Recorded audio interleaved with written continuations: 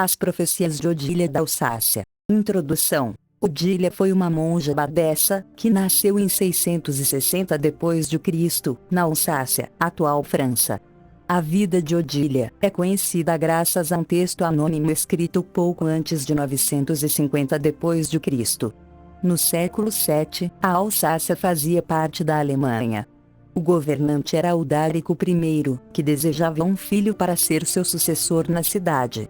O duque havia sido batizado há pouco e não era um cristão muito fervoroso, mas aprovava as obras de caridade feitas pela sua esposa, Bem-vinda, uma cristã fervorosa. Aldarico recebeu a notícia de que sua esposa teria um filho, e ficou muito feliz. Todavia, ao saber que havia nascido uma menina cega, expulsou-a do castelo. Sua filha foi entregue às religiosas de um mosteiro, onde ela foi educada. Um dia, receberam a visita do bispo Heraldo, que dizia que um anjo dera a ordem de ir àquele mosteiro para batizar uma menina.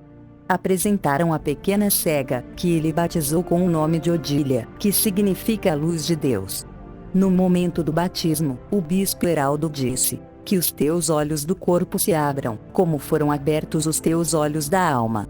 Odília deste momento em diante passou a enxergar e recebeu o dom da profecia. Assim, depois se tornou uma das maiores místicas cristãs, com previsões que impressionam ainda hoje. Início da profecia. Chegará um momento em que uma guerra eclodirá, mais terrível do que todas as outras guerras combinadas, que já visitaram a humanidade. Um guerreiro horrível o desencadeará, e seus adversários o chamarão de Anticristo. Nota: aqui se referindo a Hitler. Continuando. Todas as nações da terra lutarão entre si nesta guerra.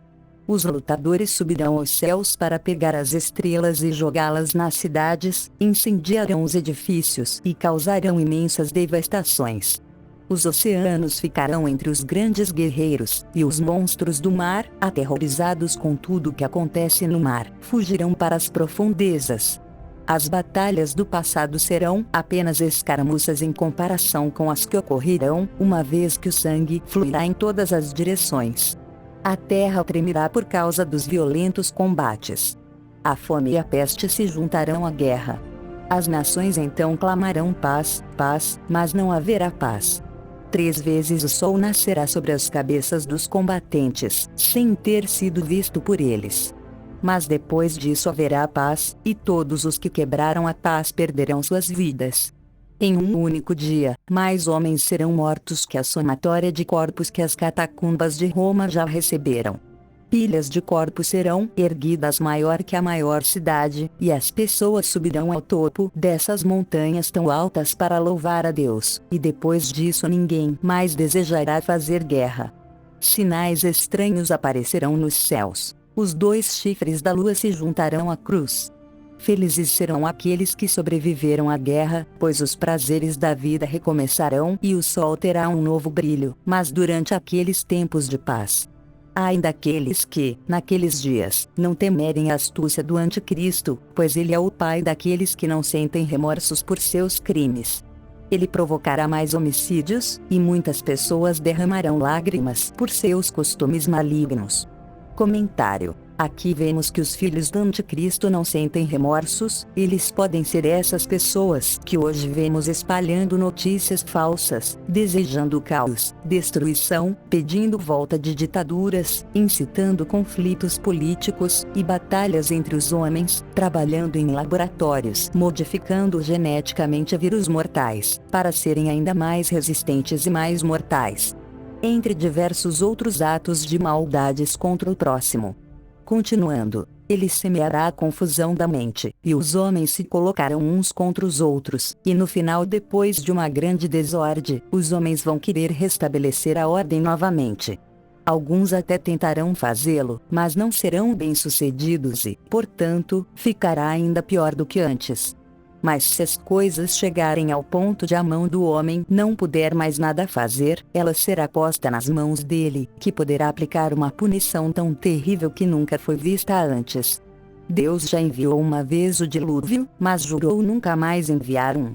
O que ele fará dessa vez será algo tão inesperado e mais terrível como nunca se viu. Fim.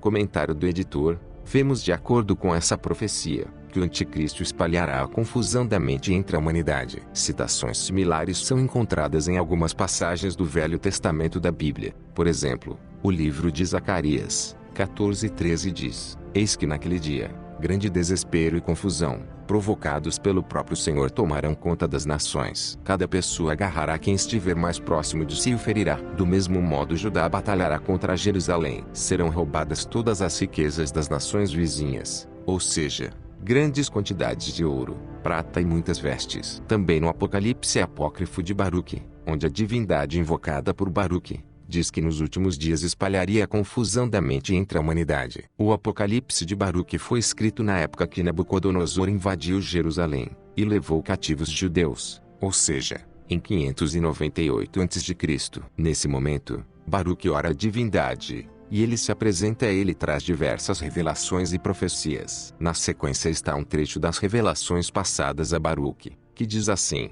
ele falou-me, eis que de 12 partes se compõe o final dos tempos. Cada uma delas está reservada para o que lhe foi previsto. O primeiro período marcará o início das inquietações. No segundo acontecerá a matança dos poderosos. No terceiro, a morte de muitos. No quarto, o desembainhar das espadas. No quinto, grande fome e a retenção da chuva. No sexto, terremotos e terrores. No sétimo, trecho fragmentado. No oitavo, aparições e encontros com demônios. No nono, guerras com queda de fogo do alto. No décimo, muitos saques de opressões. Na 11ª parte, maldades e muita falta de castidade. E na 12ª parte, confusão da mente, por causa da mistura de todas as coisas acima mencionadas. No princípio, esses períodos serão separados. Depois eles se misturarão e se completarão entre si. Trecho fragmentado. Pois uns não se exaurem de uma só vez, e terão como acrescentar aos outros. Outros completam-se a si mesmos e complementam ainda os demais, de sorte que os habitantes da terra não perceberão de que se trata do fim dos tempos. Todavia, quem entender, será sábio. No que se refere, porém, à medida e números do tempo, haverá 2 períodos de colheita, que são semanas de 7 semanas cada um. Ele falou-me: o que vai acontecer, atingirá toda a terra. Dessa forma, experimentá-lo-ão todos os que estiverem em vida. Mas naquele tempo, eu protegerei apenas aqueles que nesses dias se encontrarem no país de Israel. Portanto, dias virão em que os tempos estarão maduros, próximo estará a colheita da boa e da má semeadura. Então o Todo-Poderoso espalhará a confusão da mente e as angústias do coração sobre a terra, sobre os seus habitantes e os seus governantes. Então eles se odiarão mutuamente e armar-se-ão uns contra os outros para a guerra. Os que estiverem em inferioridade intrometer-se-ão com os superiores, e os pequenos considerar-se-ão iguais aos grandes. Muitos serão entregues nas mãos de poucos, e os que não eram nada dominarão os poderosos. Os pobres obterão superabundância no lugar dos ricos. Os malfeitores se sobreporão aos heróis. Os sábios se calarão. Os tolos terão a palavra. Não se realizarão os pensamentos dos homens, nem as reflexões dos príncipes, nem se cumprirá a esperança dos que esperam. Ao chegar o que agora foi anunciado, a confusão se estabelecerá entre todos os homens. Muitos cairão na guerra, muitos morrerão de tristeza, ou seja, de depressão, e muitos deixarão os seus entes no desamparo. Eis que é chegado o momento da tribulação. Ela virá e o seu ímpeto será avassalador. Ela propagará o desespero em meio a constantes ataques de ira. Naqueles dias, todos os da terra revoltar-se-ão uns contra os outros, pois não saberão que é chegada a hora do meu julgamento. Naqueles dias, será pequeno o número dos sábios, e poucas serão as pessoas conscientes do que se passará. Os que souberem, preferirão ficar em silêncio. Muitos serão os boatos e grande será a profusão de notícias falsas. As pessoas darão asas à imaginação. Muito se falará de previsões, umas totalmente vãs, outras se cumprirão. A honra converter-se-á em vergonha, o poder será reduzido ao desprezo, a força verdadeira desaparecerá, a beleza não passará de futilidade. Naqueles dias, uns dirão aos outros: onde está o entendimento das pessoas? Onde se escondeu a muita sabedoria? E enquanto se entretiverem com esses pensamentos, nascerão ciúmes naqueles que por seus próprios trabalhos não possuíam nada. E as paixões e o apego por suas riquezas conquistadas acometerão até os pacíficos. E muitos serão arrebatados pela cólera e sairão ferindo a muitos. Exércitos incitar-se-ão ao derramamento de sangue. E finalmente todos os homens conjuntamente perecerão. A mudança dos tempos será, naqueles dias, clara e patente para todos. Isso porque nos dias passados, encheram-se de contaminação, praticaram a fraude, e muitas ações injustas, seguindo cada um os seus próprios caminhos, relegando ao esquecimento a lei do Todo-Poderoso. Por isso, as chamas devorarão os seus intentos, os seus pensamentos secretos serão provados pelo fogo. O julgador virá, e ele não hesitará. Cada um dos habitantes da terra poderia saber quando se comportou com arrogância, mas o seu orgulho os impediu de conhecer a minha lei. Em verdade, muitos chorarão bem mais pelos vivos do que pelos mortos. Então o Altíssimo fará levantarem-se aqueles povos que ele havia preparado. Eles virão e moverão batalha contra os governantes que ainda restarem. Mas todo aquele que sobreviver à guerra, morrerá por um terremoto. Quem se salvar do terremoto, morrerá pelo fogo. E quem se salvar do fogo, morrerá pela fome. Quem então ainda puder encontrar salvação, e a tudo isso escapar, seja vencedor ou vencido, cairá nas mãos do meu servo, o Messias. Depois dos sinais prodigiosos, que há pouco foram mencionados, quando os povos forem lançados na confusão, e chegar o tempo do meu ungido, este convocará todas as gentes. A umas conservará em vida, a outras ele matará. Aos povos por ele poupados acontecerá o seguinte: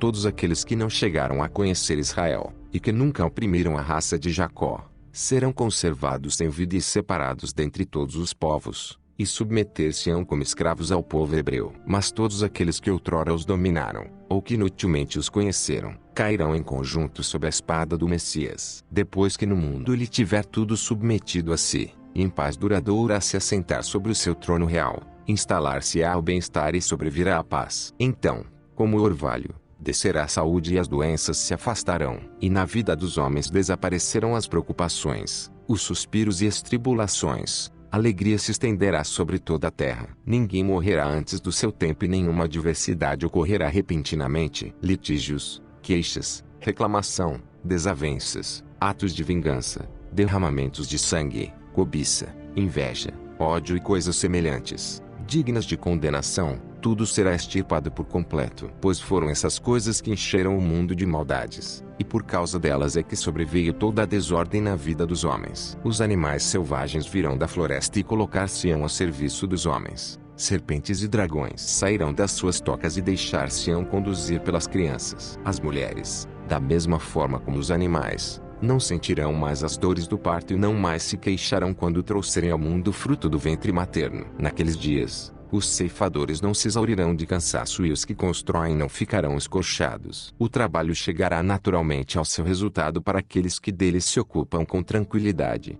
Fim. Portanto, este é o trecho do Apocalipse de Baruque. Como vocês puderam acompanhar, a divindade deste texto diz que ele espalhará a confusão da mente entre os homens. Essa divindade também diz que o seu Messias matará à espada a todos os que ainda estiverem vivos, das nações que ao longo da história se opuseram aos judeus. Isso implica então matar todos os romanos, europeus e cristãos das demais nações. Algo similar também é prometido no Velho Testamento da Bíblia, onde diz que levará 7 meses para enterrar os corpos de todos que esse Messias matará.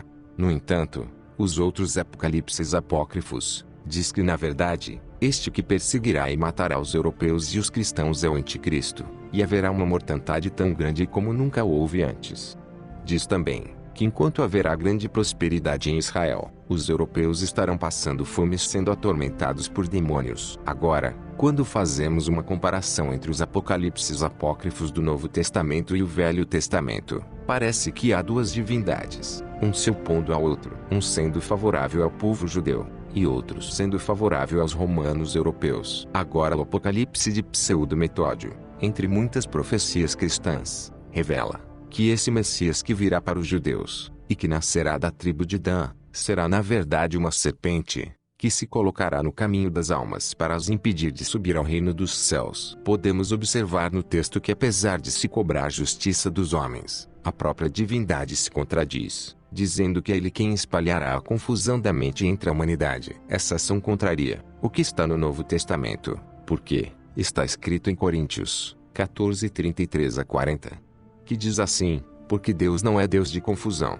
mas sim de paz. Portanto, se Deus não é Deus de confusão, mas sim de paz, então, quem é essa divindade que profetiza no Velho Testamento, dizendo: que irá lançar a confusão na mente da humanidade. Jesus disse uma vez aos sacerdotes do templo de Jerusalém e aos fariseus, em João 8:44, ele disse: Vós judeus tendes por pai ao diabo. Ele foi homicida desde o princípio, e é o pai do engano. Assim, diante dessa grande divergência, precisamos ficar atentos para não ficar no engano. Precisamos estudar mais a palavra e não seguir o maligno. E como cristãos, vamos parar de espalhar notícias falsas. Vamos deixar o ódio de lado. E assim não estaremos cumprindo a vontade do diabo. Precisamos refletir nossas ações, adquirir entendimento e sabedoria, buscar amar e respeitar o próximo, pois essa é a essência da verdade e do verdadeiro cristianismo. A paz deve ser mantida, e o amor fraterno aumentado entre a humanidade. Como Jesus disse, ame ao teu próximo como a ti mesmo. É nos tempos de crise que os justos são postos à prova para realmente se confirmar se será justo mesmo. Mas ao que vencer,